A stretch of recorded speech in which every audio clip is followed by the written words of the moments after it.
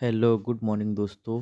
जैसा कि पता है हमने पिछली क्लासों में बहुत छोटी छोटी क्लासों में हमने अपने विटामिन्स के 2 वीडियो पढ़ चुके हैं।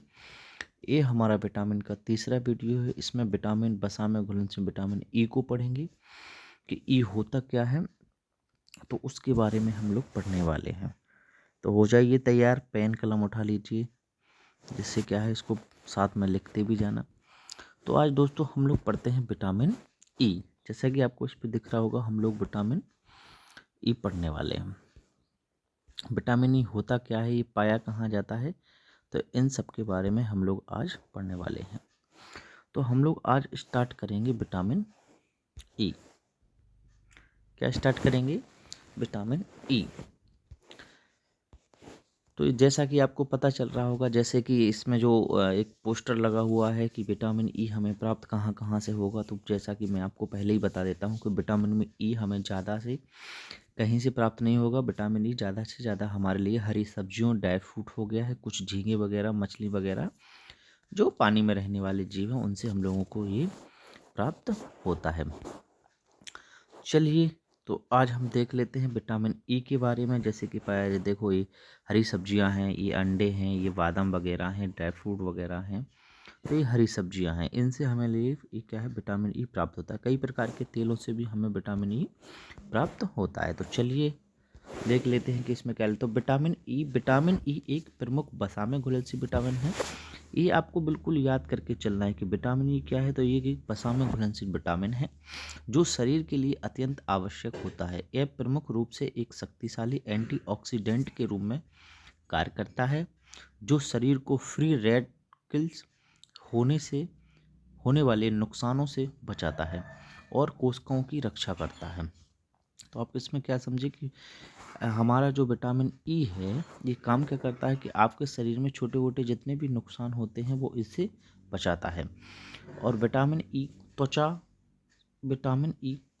त्वचा की सेहत, आँखों की सेहत और इम्यूनो सिस्टम होता है आपका रक्षा तंत्र को मजबूत बनाए रखने में ये मदद करता है। इम्पोर्टेंट क्वेश्चन आपका यहाँ पर लिखा हुआ है कि विटामिन ई का जो रासायनिक नाम है, तो टोकोफेरोल नाम है। विटामिन ई का रासायनिक नाम क्या है, तो टोकोफेरोल है।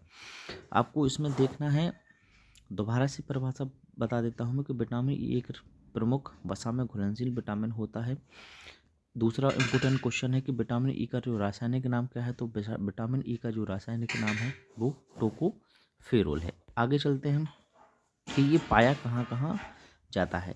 तो इसके जो स्रोत हैं वो क्या क्या है। ये पहली बात तो ये सब्जियों में पाया जाता है और अनाजों में पाया जाता है। विटामिन ई की कमी से त्वचा की समस्याएं, कमजोरी और अन्य स्वास्थ्य समस्याएं हो सकती हैं। ठीक है, आगे देखते हैं। तो विटामिन ई के प्रमुख लाभ क्या क्या होते हैं, आज हम लोग ये भी पढ़ लेते हैं। तो विटामिन ई के जो प्रमुख लाभ हैं वो निम्नलिखित हैं। जैसे एक होता है एंटीऑक्सीडेंट। एक क्या होता है, एक एंटीऑक्सीडेंट होता है। यह शरीर के भीतर होने वाली ऑक्सीडेंटिव तनाव को कम करने में मदद करता है। दूसरा है त्वचा के लिए फायदेमंद। यह त्वचा में क्या होता है, नमी प्रदान करता है और साथ ही त्वचा में पाई जाने वाली जितनी भी झुर्रियाँ होती हैं, उम्र संबंधित समस्याओं से बचाने में मदद करता है। तीसरा क्या है, हृदय स्वास्थ्य। यह रक्त वाहिकाओं की सुरक्षा करता है और हृदय रोग के लिए जोखिमों को कम करने में मदद करता है। इम्यूनो सिस्टम मतलब रक्षा तंत्र होता है। यह शरीर की रोगों से लड़ने की क्षमता को बढ़ाता है। इतना आया समझ में? चलिए आगे बढ़ते हैं। देखिए, इसमें कई चीज़ें भी होती हैं। जैसे कुछ लोग होते हैं जो विटामिन ई की कैप्सूल खाते हैं। कुछ लोग क्या होते हैं, विटामिन ई के कैप्सूल खाते हैं। तो कैप्सूलों को नहीं खाना चाहिए, मेरे हिसाब से ये बिल्कुल बंद है। थोड़ा बहुत ले रहे हैं तो ठीक है, कुछ लोग इसके आदी हो जाते हैं। देखो, इससे नुकसान भी होते हैं। नुकसान क्या क्या हो जाए, आप ज़्यादातर कैप्सूल खाते रहोगे तो एक स्थिति ऐसी है कि आपको थकावट होने लगी। कुछ और ज़्यादा खाने लगोगे कैप्सूल तो एक स्थिति ऐसी कि आपको धुंधली दृष्टि हो जाएगी। ठीक है, ये मलती है तो मतलब इसका कोई वो नहीं है। ये आंतों में ऐंठन, जो आप खाते हो ना, तो आंतों में ऐंठन होने की समस्याएं बढ़ जाती हैं। ठीक है, इससे धीरे धीरे आपको कमजोरी होने लगेगी। खाने वक्त तो कुछ नहीं होगा, खाने वक्त थोड़ी बहुत एनर्जी देगा, लेकिन ये वास्तविक जो एनर्जी आपकी बॉडी के अंदर है उसको कमज़ोर कर देगा। जैसे दस्त जैसी समस्याएं बढ़ने लगेंगी, सिर दर्द जैसी समस्याएं बढ़ने लगेंगी, सिर दर्द ज़्यादा होने लगेगा तो आप डॉक्टर के पास जाओगे, डॉक्टर हो सकता है आपको माइग्रेन बता दे। इस तरीके की समस्याएं हो रही हैं, तो हमें इनसे बचना चाहिए। ठीक है, आज के लिए इतना ही काफ़ी। और आज संक्रांति है, तो आज हैप्पी मकर संक्रांति सभी भाइयों के लिए। हमारे चैनल को लाइक, सब्सक्राइब एवं कमेंट करें और फॉलो करें। धन्यवाद।